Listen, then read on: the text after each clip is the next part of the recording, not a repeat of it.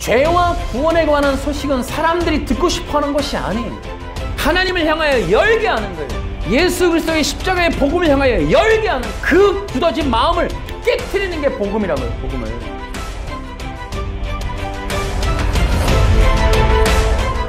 제가 오늘부터 구원론 시리즈 시즌2를 해보려고 합니다. 이것을 해야겠다라고 생각한 이유는 제가 얼마 전에 기독교 TV를 봤는데 만나 감리교회에 어떤 목사님이 나오셔서 설교하는 걸 듣고 제가 이걸 좀 해야겠다라는 생각을 하게 됐습니다. 예수님을 모르는 사람들, 구약 시대 사람들, 혹은 복음을 들어보지 못한 사람들, 심지어 이순신 장군이나 세종대왕은 어떻게 구원받았을까 뭐 이런 얘기를 이제 하면서 거기에서 예수님을 들어보지 못한 사람들은 이 로마서 2장에 나오듯이 양심이 그들에게 기준이 되고 심판이 되어서 양심으로 구원받을 수 있다 이런 얘기를 했어요. 제가 그 생각이 들었습니다. 인간이 양심으로 구원받을 수 있나? 양심이 여기 써 있는 대로 이 양심이 그 양심인가? 이런 생각이 들었습니다. 물론 예수님을 모르던 시대 사람들이나 혹은 저 아프리카 사람들 그리고 예수님이 없었던 구약시대 사람들이 우리와 똑같은 방식으로 심판을 받는다는 건 그게 말이 되나? 사랑의 하나님이 공정하신 공의로우신 하나님이 그럴 수 있나? 인간의 기본적인 상식과 도의적인 어떤 그런 선입견로는 양심으로 구원받는다는 말이 틀리지는 않을 수 있어요. 그러나 그렇게 상식적이고 도의적인 그런 그들의 말이 진짜일까? 그것이 정말 기독교적인 입장일까를 생각해 보면 우리가 이제 다시 고민해 봐야 될 문제입니다.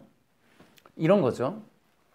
자, 분명한 사실은 우리가 기독교인데 예수님이 아니어도 구원받을 수 있는가? 혹은 예수님 외에 다른 분을 믿고도 구원받을 수 있나? 혹은 예수님이 아닌 다른 방법으로도 구원받을 수 있나? 예를 들면 지금 양심 같은 거요. 또 어떤 분들은 마태복음 19장을 들어서 네가 계명을 지키면 영생을 얻을 수 있다라고 하셨으니까 계명을 지키면 또 영생을 얻을 수 있지 않을까? 뭐 이런 얘기들도 합니다. 우리 기독교적 입장은 어떻게 되는 걸까요?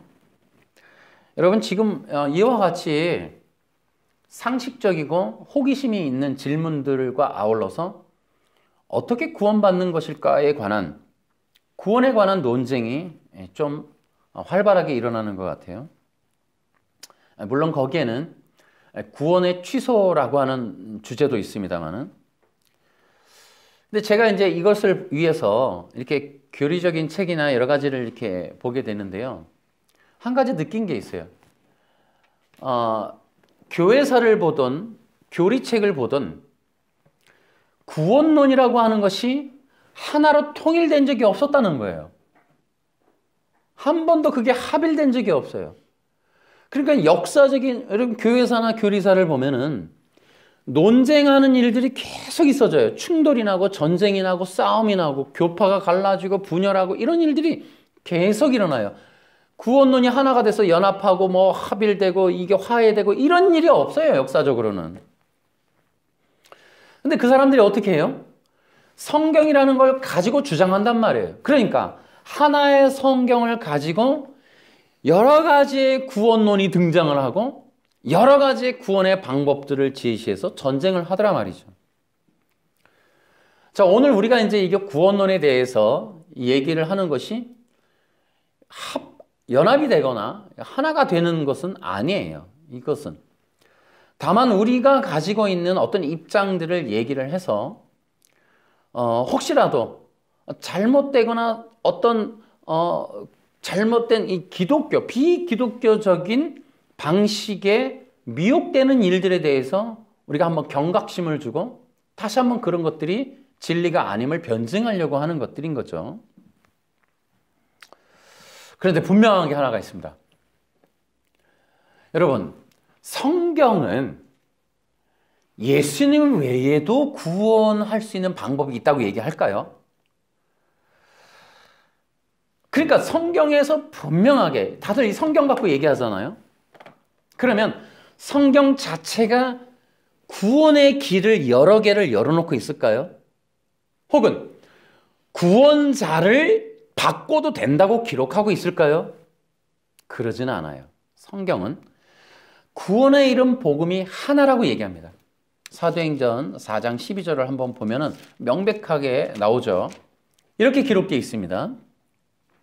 예수님 외에는 다른 어떤 이에게서도 구원을 받을 수 없습니다. 하나님께서는 온 세상에 우리가 구원받을 만한 다른 이름을 주신 적이 없습니다. 라고 얘기하고 있습니다. 그러니까 성경 자체는 구원의 이름을 예수님 외에는 주신 적이 없어요. 이것만큼은 또 분명하죠. 그러니까 우리는 예수님을 통한 유일한 구원이라고 기독교가 주장하는 거예요. 이것이 절대 진리라고 하는 겁니다. 영원부터 영원까지 단 하나밖에 없는 구원의 길, 구원의 방법. 영원부터 영원까지, 그러니까 예수님이 신약에 계셨지 구약에 어디 계셨어요? 라고 하면서 구약에는 하나님을 믿고 구원받고 신약에는 예수님을 믿고 구원받고 이런 내용이 유튜브에 있더라고요. 깜짝 놀랐는데. 그러니까 구약에는 하나님을 믿고 구원받고 신약에는 예수님을 믿고 구원받고. 왜? 예수님이 신약에 오셨으니까, 성탄절 때 오셨으니까. 진짜 이런 얘기들을 하는 거죠.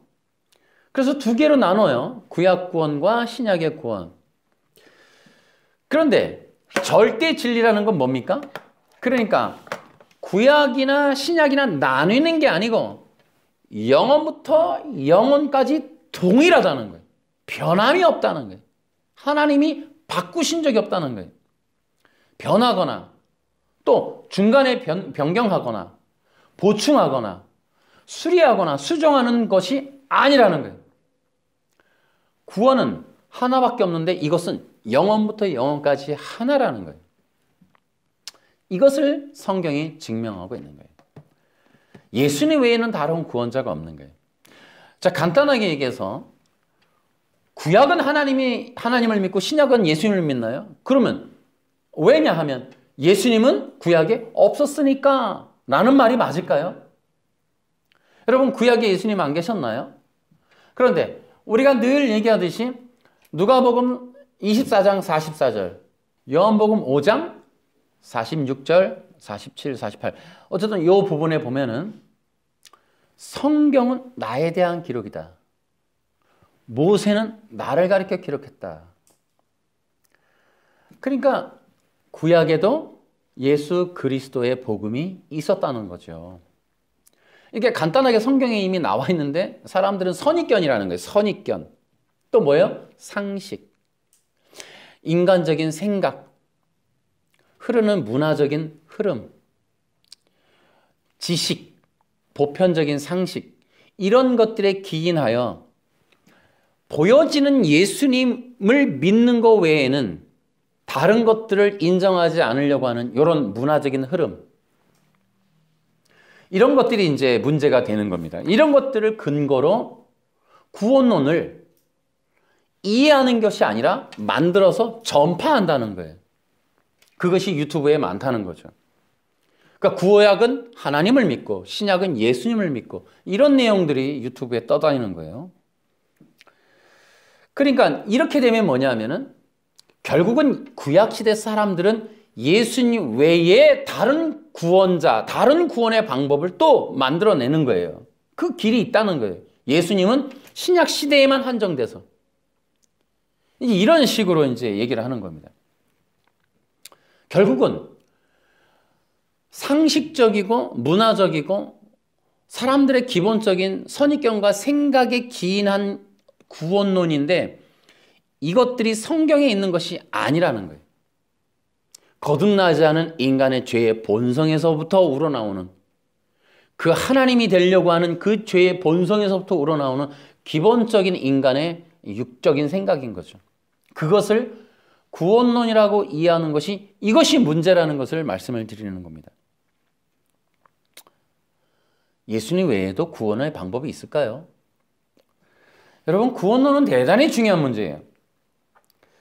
그래서 이 구원론에 대해서 우리가 좀 더 성경적인 기본적인 이해를 할 필요가 있다. 제가 이 기본적인 이해라고 말하는 이유는 이런 겁니다. 제가 앞서서 이 구원론에 대한 설명을 위해서 그 동기가 어떻게 됐냐면 어떤 감리교의 목사님의 설교였단 말이에요. 그러니까 감리교라고 하는 교단의 흐름은 이제 알미니안과 뗄래야 뗄 수가 없어요. 완전히 알미니안을 추종하느냐라고 하는 것보다는 알미니안적인 개념이 분명히 그들의 입장에 있어요. 그러니까 침례교든 감리교든 여러 가지의 주장과 교파적인 흐름이 있고 그들의 신학적인 입장이 있을 수 있어요.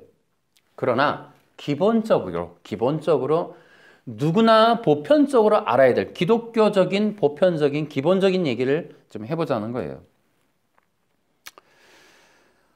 우리가 이제 이런 기독교니까, 같은 기독교니까 한 가지는 분명히 해야 되잖아요. 첫째는 구원에 관한 집중은 우리가 다 같이 해야 돼요. 지금 시대적으로 이 구원론에 대해서 배제된 상태에서 인본적인 어떤 행복과 비전, 꿈, 욕구, 욕망의 성취가 기독교인 줄 알고 있는 시대가 돼버리도록 구원론을 빼버린 거가 문제예요. 그래서 이 구원론에 관해서 좀 인식을 시켜줄 필요가 있어요. 예를 들어 이제 그 구원론을 말하자면 반드시 이제 역사적으로 또 교리적으로 이 싸움이 나는 게 구원받은 성도가 또 잘못 살면 구원이 취소되느냐 이런 부분까지 간단 말이에요. 그렇기 때문에 구원론은 어디에도 필요해요? 교회 안에서 성도들에게도 올바로 전파돼야 돼요. 그래야 구원의 삶, 구원을 얻은 자의 성도의 삶이라는 걸 온전하게 살아갈 수 있기 때문에 그렇습니다. 그래서 이런 구원이라고 하는 이 주제는 교회에서도 필요하고 성도들에게 더더욱이나 필요하다. 세 번째로는 이 구원론이라고 하는 것은 복음 전파, 영혼 구원을 위한 존재론적인 목적 수행을 위해서도 필요한 거예요. 교회의 필요가 뭡니까? 예배도 있지만 복음 전도가 있어요. 안디옥 교회에서 이 선교사를 파송했던 것처럼 예배의 근원적인 초소이지만 복음을 전하는 거예요. 사도 바울이 초대교회 때 복음을 전하는데 어디로 다니면서 복음을 전해요? 유대인들이 많이 모인 곳이죠. 유대인들이 어디에 모여요? 회당에 모였죠. 그들이 안식일에 주로 모여요. 그러니까 유대인들이 모인 곳에 가서 복음을 전했어요. 그걸 가지고 안식교는 사도 바울이 안식일을 지켰다 이렇게 나오는데 안식일에 모인 유대인들에게 복음을 전하기 위해서 그 회당을 찾아가는 거죠. 그래서 그들에게 복음을 전해요. 그러니까 이 복음은 혼자 있는 것이 아니라 바로 이 회당, 이 다른 이들에게 복음을 전파하는 거죠. 그 시대적인 문화 속에 살아가는 어떤 종교적인 사람들에게 복음을 전하러 가는 거예요. 이것이 바로 초대교회였다는 거예요. 그러니까 초대교회는 모여서 어떤 예배나 어떤 식사 공동체를 넘어서서 복음이라고 하는 것이 세상 속에 흘러가도록 집행하는 하나님의 이 전도의 도구의 수단으로서도 사용되었다. 복음은 반드시 전파되어야 된다. 그러기 위해서는 그 복음 전파의 이 사명처는 교회라는 거예요. 학교나 나라나 어떤 관공서가 아니에요. 교회만이 복음을 전하는 거예요. 교회가 아니라면 복음을 전파할 수가 없어요. 반드시 교회는 복음 전파의 목적을 수행해야 된다. 자, 이렇게 구원론이라고 하는 것은 이 새롭게 살펴보고 이슈화되는 건 대단히 중요한 거예요. 그래서 이 올바른 복음의 이 구원의 복음이 전파되어서 영혼 구원이 일어날 수 있도록 그것들을 위해서 하나님이 사도 바울도 세우시고 그들을 훈련시켜서 세상 속에 내보내는 거죠. 이게 기름 부음이라는 거예요. 기름 부음은 그 진흙 속에서 당신의 백성을 건져내서 닦아서 훈련해서 올바로 세워서 바르게 보내는 일, 이것이 바로 기름 부음. 기름 부음이라고 하는 것은 예수 그리스도를 드러내고 예수 그리스도의 영광을 빛나게 하는 그 일을 위해서 부어주는 거예요. 나의 은사나 나의 능력과 나의 형통과 나의 기도 응답을 위해서 내게 주는 게 아니고 예수 그리스도의 복음, 그 이름을 위하여 쓰도록, 소용되도록 부어주시는 거예요. 그런 것들이 교회에게 임한다라는 거죠. 자, 그런데 이 구원론이라고 하는 것에 대해서 우리가 이제 또 이 문화적인 흐름을 살펴보지 않을 수 없습니다. 여러분 생각해 보셔야 돼요. 이 구원론 대단히 중요합니다. 우리가 그냥 상식적으로 이렇게 전할 게 아니에요. 이 구원론 때문에 미혹당하는 사람이 너무 많아요. 그러니까 우리가 같은 기독교로서 기초적인 어떤 것들 합일이 되죠. 예수님이라고 하는 게 합일은 되잖아요. 감리교든 뭐든. 그럼 우리가 연합을 감리교, 기독교, 침례교 다 모여서 우리가 공공의 선을 이루는 게 뭡니까? 이게 도덕을 이루자는 게 아니라 이단 사이비들로부터 진정한 하나님의 백성들을 보호해야죠. 왜냐하면 이단 사이비들의 공격의 도구가 구원론이에요. 구원. 그러니까 비유풀이라든지 이런 것들을 동원해서 이단 사이비들이 수많은 사람들을 다, 여러분 우리가 최근에 돌나라도 우리가 방송에서 본 적이 있는데, 여러분 안타깝지 않으십니까? 거짓된 구원이 없는, 왜곡된 구원론, 이런 것들로 인해 수많은 사람들을 볼모로 잡는 이단들, 이러한 것들을 우리가 보면서 기초적으로 예수 그리스도의 복음으로 하나 되어서 그 잘못된 구원론으로 미혹당하는 사람들이 없도록 온전한 구원론을 가지기 위한 노력을 해야 된다는 거죠. 함께. 교회가.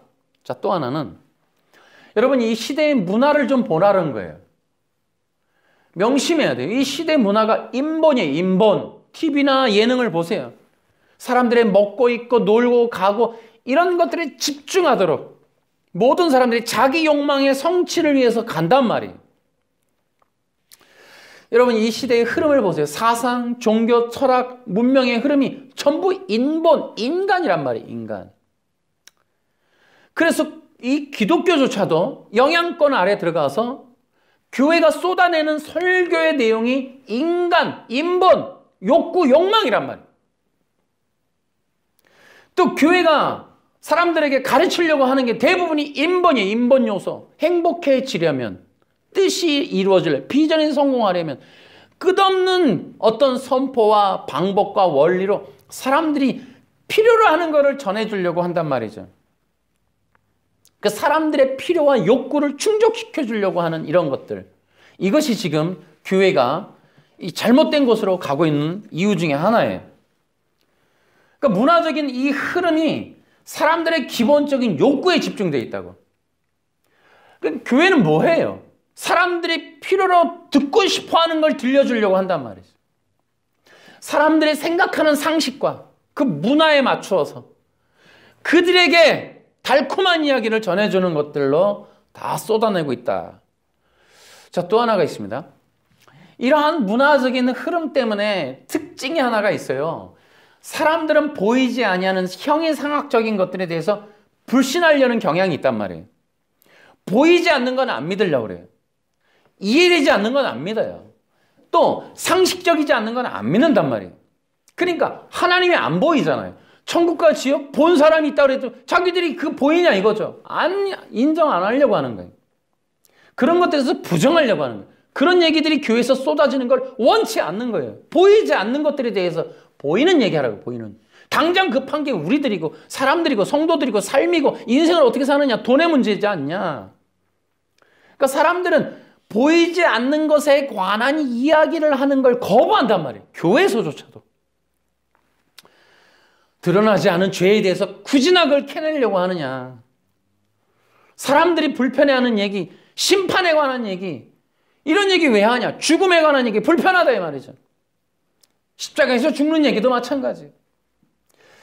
자, 이런 것들이 이제 우리의 교회가 구원론을 공론화하는데 어려움을 겪게 한단 말이에요. 성도들이 구원에 관해서 관심을 못 갖도록 하는 여러 가지 이유들이란 말이에요. 또 하나, 그러한 문화 때문에 온전한 구원론조차도 이해하는데 삐뚤어지게 한단 말이에요. 그런 문화적인 영향이, 그 흐름이. 그래서 사람들이 이 예수님의 십자가의 대속이라고 하는 이 불편한 얘기를 받아들이지 않으려고 해요. 왜? 세상은 지금 인본이니까. 그러니까 사람들은 편해요. 예수님을 믿는다는 아담조차 실패한 이 일을 사람들에게 이게 전해주는 걸 불편해요. 그러니까 뭐라 그래요? 양심으로도 구원받는다. 예수님 아니어도 구원받을 수 있는 길이 얼마든지 있다 이거예요. 양심으로도 구원받는다. 그런 얘기들을 지금 하고 있는 거예요. 지금 세상이. 그러니까 사람들은 너무 좋은 거예요. 굳이나 예수님을 모르는데 아니 그런 것까지 예수님 모른다고 지옥 보낼 수 있나? 그게 사랑의 하나님인가? 공정한 하나님인가? 아 예수님 모르면 양심으로도 구원받을 수 있는 거지. 그들이 도덕적으로 살고 착하게 살고 말이지. 그러면 구원받을 수 있는 거 아니냐 말이야. 교회가 너무 독선적이고 고집불통이고 심지어는 광기 어린 집단이다 이 말이야. 그래서 이 십자가의 복음 이 뭐 하냐는 거죠.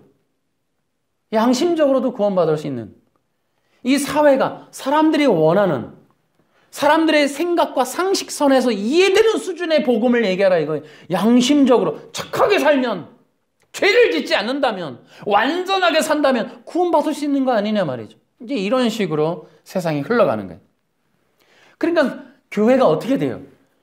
그냥 이 문화적인 어떤 굉장히 상식적이고 지식이 높은 분이야. 정말 저분은 소통되는 분이야 라는 것 때문에 무진장 세상의 상식적인 얘기들로 복음을 약화시키거나 왜곡하거나 희석시키려고 하는 일들이 비일비재하게 일어난단 말이에요. 지금 과감한 본질적인 그런 진리를 선언하는 걸 굉장히 힘들어요. 예수님 믿지 않으면 지옥 갑니다. 이건 이제 듣기가 어려워져요. 이게. 그런데 고린도서에 뭐라고 나와요? 십자가의 복음은 미련하다 이게 미련하다. 사람들에게 받아들이지 않는다 이거예요. 그때부터 이미 언제서부터 그래요? 아담 때부터 그런 거야. 아담 때부터. 그래서 이러한 구원에 대한 또 구원론에 대한 온전한 우리가 이 전파가 매우 중요하다. 제가 재미난 얘기 하나 해드릴게요. 우리가 이제 잘 아는 존 스토트라고 하는 사람이 있습니다. 아시는 분은 아실 거예요. 존 스토트. 이제 그분의 책이 이제 시중에 많이 나와 있어요. 그리고 이제 뭐 그분은 복음주의적인 신학자이면서 설교가여서 한국에 번역된 책들이 꽤 많아요. 근데 제가 이 이제 구원론에 관해서 찾다가 어느 책에서 재미난 얘기가 나와서 이게 소개해 드리려고 하는데요. 여러분, 신학적인 이야기에서 예수님을 영접하지 않은 불신자 있잖아요. 그러니까 예수님을 믿지 않고 죽은 사람은 어떻게 될까라고 하는 부분에 존 스토트 내용이 나와요. 자, 예를 들어 이런 거예요. 예수님을 믿지 않고 죽으면 심판을 받는다 그러잖아요.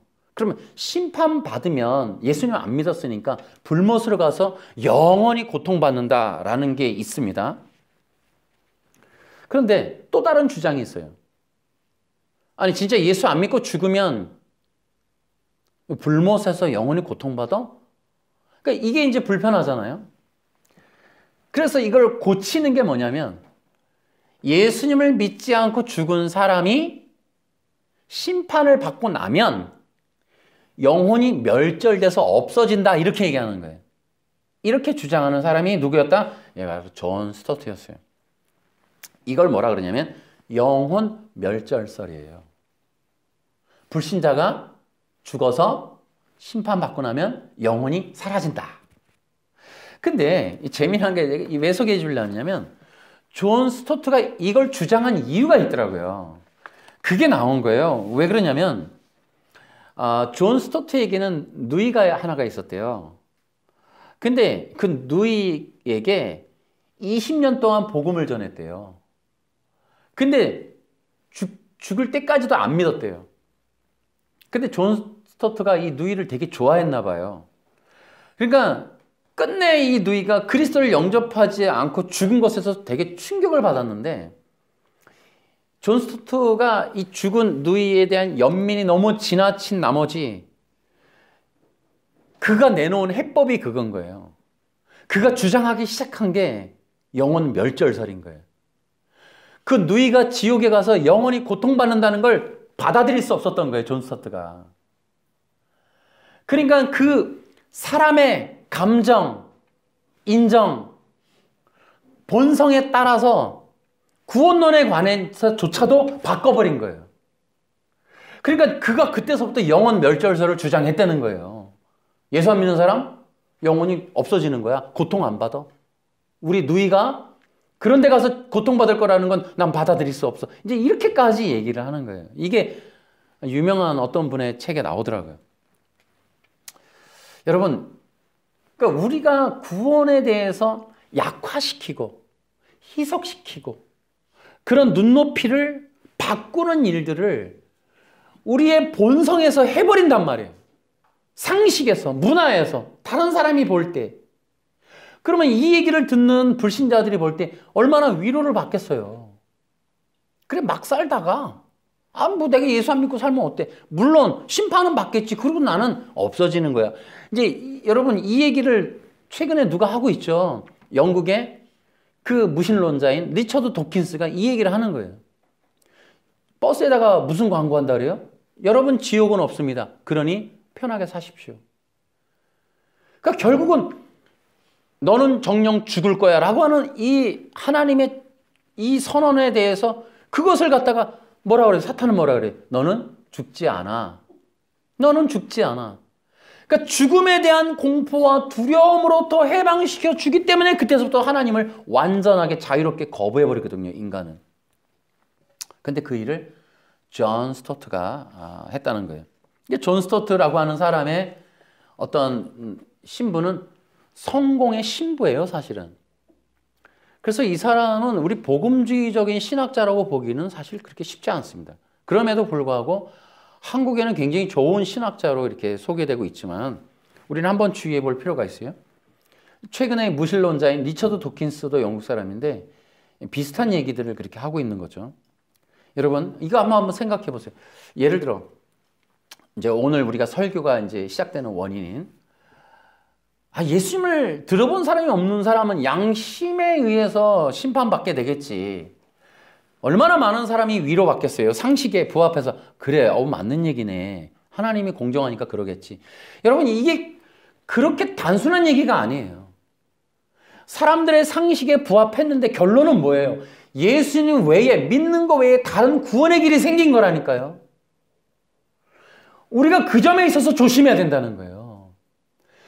여러분, 성경에 있는 단어지만 그렇게 예수님 외에 구원의 길을 열어놓는 순간 여러분, 이거 교회의 멸망은 이건 막을 수가 없는 게, 교회는 물밀듯이 이러한 사탄의 역사에 이거는 문을 열어놓게 되는 거예요.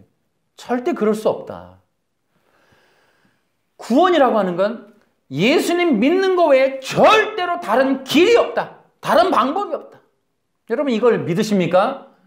제가 종교의 영에 대해서 설명을 드렸습니다. 지난 13주 동안.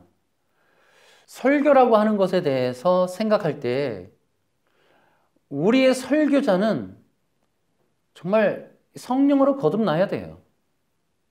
우린 진리편에 서야 돼요. 설교는 사도행전을 통해서 보면은 사도 바울은 한 번도 희석한 적이 없고 상식에 부합한 적이 없어요. 그가 이 유대인들로부터 죽게 되는 이유는 죽은 자의 부활에 관한 복음 때문에 그렇습니다. 여러분, 이것은 있을 수도 없는 얘기. 죽은 자의 부활에 대해서 받아들일 수 없는 시대적인 문화에 부딪혀서 죽은 자의 부활을 전했단 말이에요. 그래서 핍박을 받아요. 복음은 뭐예요? 상식에 부합하는 야합이 아니에요. 사람들의 상식적이고 그들의 기대치에 부합하는 얘기가 복음이 아니라고요. 설교 사역은 유명해지거나 사람들이 많은 인기를 얻는 것이 아니에요. 복음 선포는 사람들의 비위를 맞추는 얘기가 아닙니다. 복음은 반문화적인 거예요. 시대를 거기에 맞추는 게 아니라 시대와 부딪히는 거예요. 사람들의 생각에 맞는 게 아니라 사람들의 생각을 충돌나서 깨트리는 거예요. 죄와 구원에 관한 소식은 사람들이 듣고 싶어하는 것이 아니에요. 그러나 이 복음 선포는 끝없이 들려짐으로 사람들의 굳어진 마음을 깨트리는 거예요. 깨트리는 거예요. 하나님을 향하여 열게 하는 거예요. 예수 그리스도의 십자가의 복음을 향하여 열게 하는 거예요. 복음이라고 하는 건. 그들의 생각에 부합해서 인기를 얻는 게 아니라 그 굳어진 마음을 깨트리는 게 복음이라고 해요. 복음을. 그래서 예쁘게 시적으로 표현하고 그래서 사람들이 감동하고 그러는 게 아니란 말이죠. 성경에 어디 그런 게 있어요, 여러분? 설교는 사람들의 심령을 깨트리는 거예요. 죄와 구호, 이 사망 곳에 빠진 자들 향해서 돌덩이를 던지는 거예요. 그래서 시대적인 영혼, 굳어진 영혼, 그 종교의 영으로 진으로 가득 찬 세상 속에 복음이 가서 깨트리는 거예요. 복음이 가서. 그 심령들을 하나님을 향하여 굳어져 있는 자들을 예수 그리스도의 이 복음에 대해서 완전하게 닫아버리고 인간이 구원자가 되고 그리스도가 되고 그렇게 그리스도를 대신하는 종교 체계를 만들어 놓은 세상을 향하여 십자가의 복음을 던져서 예수님을 향하여 눈을 돌리게 하는 일. 그게 복음 사역이란 말이죠. 사람들의 마음에 부합하게 하는 게 아니에요. 설교가 사람들에게 바로 이해되는 게 아니에요. 사람들로 하여금 가진 생각을 버리고 복음으로 따라오게끔 선포하는 거예요. 그 사람들로 하여금 선택하게 하는 거예요. 믿을 거냐 말 거냐, 영혼 구원을 위해서 예수님을 믿을 거냐, 지옥 심판을 피하기 위하여 예수님 믿을 거냐 말 거냐, 굉장한 진리를 선포해서 사람들로 하여금 선택하게 하는 게 복음인 거지 다들 합리적으로 받아들이도록 하는 게 아니란 말이에요. 복음 선포는 모든 사람이 수용하는 게 아니에요. 여러분, 예수님의 소식이 다 이 시대적으로 한국이 다 전해졌어요. 다 똑같이 열심히 있는 신자 되던가요? 다 예배자 되는가요? 다 달라요, 여러분. 복음이라는 게 선포되어지면 반응하는 게 나타나게 돼 있어요. 그래서 그들은 결단을 하게 돼 있어요. 복음은 웃음으로 넘기는 즐거운 이야기거리가 아니라 선택의 결과를 반드시 도출해내야만 하는 절체절명의 생명에 관한 선택인 거예요. 복음은. 믿을 거냐 말 거냐, 지옥이냐 천국이냐, 이러한 것들을 선포하는 것이 설교의 사역이에요. 여러분, 그래서 성경은 얘기하는 거예요. 사도행전 4장 12절 예수님 외에는 다른 구원자 없습니다. 이것이 선언되는 게 성경이라고. 다른 보혜사 없고 다른 구원자 하나님 없다 이 말이에요. 예수님 외에는 없는 거예요. 오고 오는 세대, 과거야 어느 시대든 남극이든 북극이든 아프리카든 유럽이든 예수님 외에는 구원의 길 없습니다, 여러분. 이게 절대 진리인 거예요. 기독교가 가진 무서운 진리의 힘, 목숨 걸고 이것을 전하고 반대하면 죽을 수도 있는 그러한 복음의 위대한 능력을 가진 것이 바로 이 설교다 이 말이에요. 그 선교의 사역도 그거예요. 여러분, 왜 목숨 걸고 아프리카 사람들한테 가요?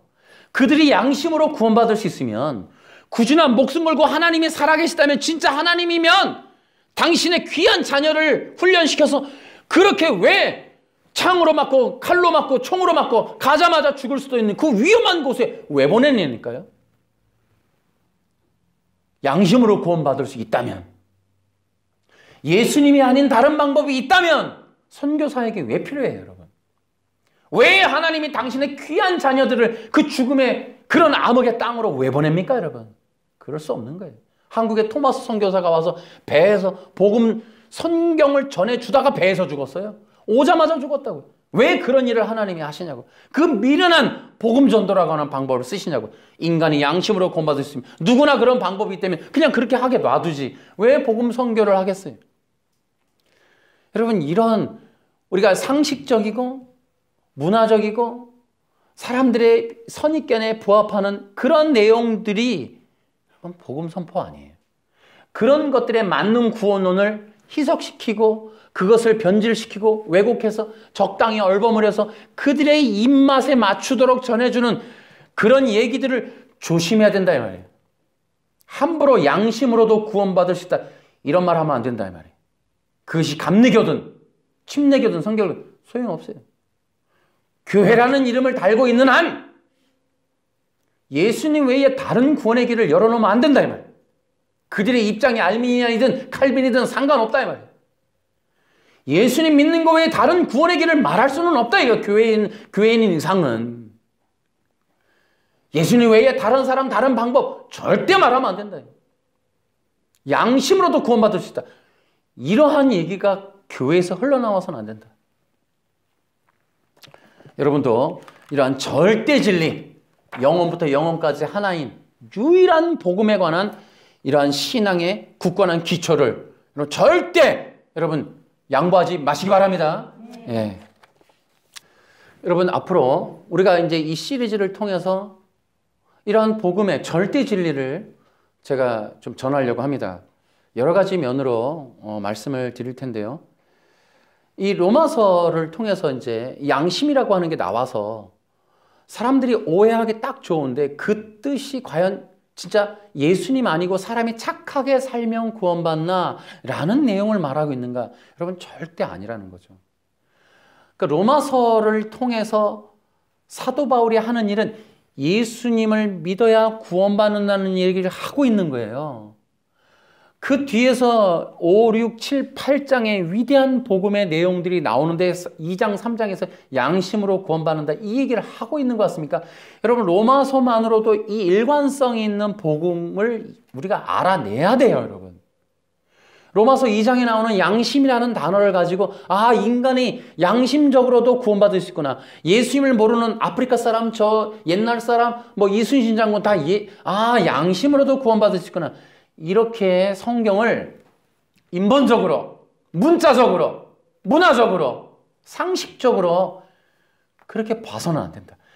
로마서 하나만으로도 예수 그리스도의 이 구속의 확실함을 증거하고 있다. 이것을 여러분 성경을 통해서 보셔야 돼요. 그럼에도 그 2장에서 양심이라는 단어 나왔다고 여러분 그럼 사도 바울이 로마서에서 2개의 구원론을 말하고 있는 것 같습니까? 절대 그렇지 않은 거거든요. 여러분 사도 바울이 디모데 전서 2장 5절에서 뭐라고 얘기해요? 쉬운 성경으로 봐야 돼요. 이거 혹시나 보시는 분들은 개역 성경으로도 한번 비교해서 한번 보세요. 자, 이렇게 기록되어 있습니다. 하나님은 오직 한 분이십니다. 하나님께 나아갈 수 있는 방법도 한 가지뿐으로 오직 예수 그리스도를 통해서만 가능합니다. 이것을 위하여 예수 그리스도께서는 사람의 몸으로 이 땅에 오셨습니다. 여러분 사도 바울의 선언이에요. 하나님은 오직 한 분인데 하나님께 나아갈 수 있는 방법도 한 가지다. 2가지가 아니에요. 여러분 이러한 사도 바울이 로마서에서 양심도 가능하고 예수님 믿는 것도 가능하고 이렇게 얘기할 것 같아요? 여러분 만나교회 여러분 그 영상을 보고 제가 충격을 먹었습니다. 왜요? 방송으로 나왔어요. 구티비에서. 여러분 한두 사람이 듣는 게 아니잖아요. 방송 선교는. 여러분 얼마나 많은 사람들이 양심이라는 걸 받아들였겠어요. 아, 양심으로도. 양심이 뭐예요? 우리 한국 사람들이 생각할 때. 착하게 사는 거 아니에요? 양심적으로 선하게 사는 거 아니에요? 그럼 결국 인본이죠, 인본. 사람이 착하게 살면 구원받는다 이 얘기 아닙니까? 많은 사람들이 뭐라 그래요? 아, 우리 할아버지는 정말 법 없이 사신 분인데 아, 근데 그런 분들이 지옥 간다는 건 말이 안 돼요. 아, 우리 누구는, 우리 선생님은, 우리 이웃은, 우리 스승은 정말 어마어마하게 착하게 선하고 그 구제를 많이 하시고 선행도 많이 하시고 많은 사람들한테 칭송을 받는 분이었는데 아, 예수 안 믿었다고 지옥 보낸다고요? 자, 이런 상식적인 얘기를 너무 많이 그 사람들을 위로한답시고 아, 양심으로 구원받았습니다. 이런 얘기를 하면 그건 교회가 아니라고요. 기독교가 아니라고. 그런 사람들 앞에서 사도 바울이라면 뭐라 그랬을까요? 죄송합니다. 어느 누구라도 어떻게 사셨더라도 예수님을 믿지 않는다면 절대로 구원받을 수 없습니다. 여러분 이게 기독교적 입장인 거예요. 우리도 단호하셔야 돼요. 우리도 그러한 상식과 감정과 선입견에 우리가 발목 잡힐 수가 있어요. 절대진리를 주장 못할 수가 있어요. 존 스토트가 그 누이 때문에 진리를 바꿔내는 것처럼 여러분들 우리가 그러한 우를 범해서는 안 되는 거예요. 주변에 아무리 그러한 사람이 있을지라도 예수님 안 믿어. 우리가 왜 예수님을 전하려고 애를 써요? 예수님 아니면 구원 못 받으니까. 절대 그럴 수 없다. 그것은 우리의 상식이 아니라 성경이 그렇게 증언하고 있다. 우리는 이러한 부분 때문에 이제 이 구원의 진리는 반사회적이고 반문명적일 수 있어요. 우리가 전하는 십자가의 복음은 상당히 기본적인 성도들과 뭐 상식적인 사람들과는 안 맞아요. 이 구원론이라고 하는 건 어려운 거예요. 그럼에도 불구하고 우리는 외롭고 또 소외되고 많은 사람들의 비난 앞에 있고 광신도 광결인 자들이라는 소리를 들어도 우리는 절대로 양보할 수 없는 건 예수 안 믿으면 지옥 갑니다. 예수님 외에는 구원받을 수 있는 길이 없어요. 그가 선하게 살았던, 나라를 지켰던, 어떤 도덕적인 일들을 우월하게 했던 인격이, 품성이 위대해도 예수님 아니면 구원 못 받습니다 하는 것이 우리 기독교인이에요. 그리고 우리 입장이고, 이것이 설교고 성령 받은 그러한 자들이 해야 할 복음 전도의 핵심적인 내용이라는 거예요. 여러분들이 그런 입장에 설 수 있겠습니까? 여러분, 그러한 메시지를 단호하게 전할 수 있겠습니까, 여러분? 우리의 길이 많은 사람들이 걸어가는 넓은 길 아닙니다, 여러분. 주님께서도 얘기했어요. 우리가 2022년 우리 메시아 복음 선교 센터의 핵심적인 요절은 좁은 길로 걸어가라예요. 우린 좁은 길 걷는 거예요. 예수님 때문에 좁아졌어요, 우리 가는 길이. 예수님을 믿고 구원받는 순간 우리의 길은 좁아졌어요. 세상에 수많은 사람들과 어깨를 나란히 하고 걸어갈 수 있는 길에서 우리는 벗어났어요. 우리는 협착한 길을 걸어가요. 많은 사람들이 찾지 않는 길을 걸어가게 되었다고요.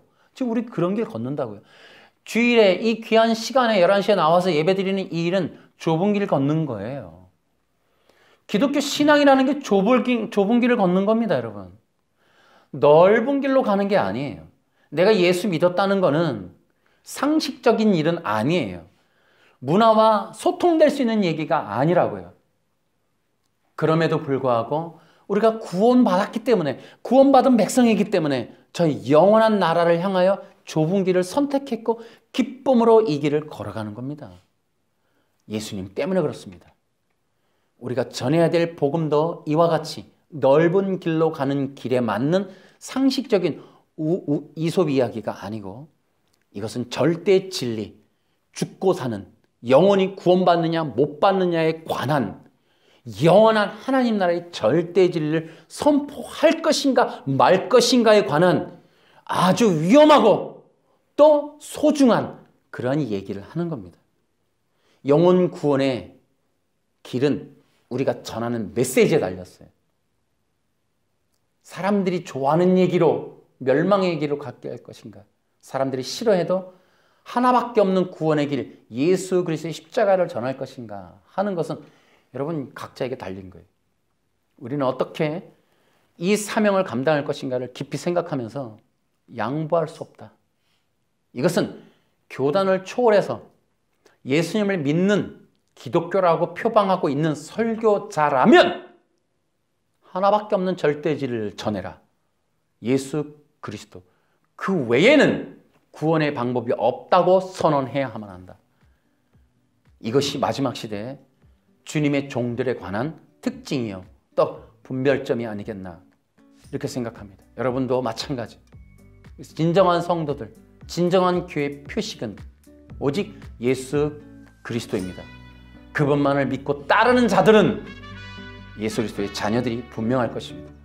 이러한 절대 진리 사역을 감당하는 여러분과 제가 되고, 또 우리 메시아 선교센터, 그래서 마지막 시대 진정한 설교, 그래서 구원에 관한 절체절명의 위대하고도 위급하고도 간절하고 정말 소중한 이 복음을 함께 전하는 그러한 자들이 많이 일어날 수 있기를 주 예수님의 이름으로 축원합니다. 박수로 하나님께 감사합니다.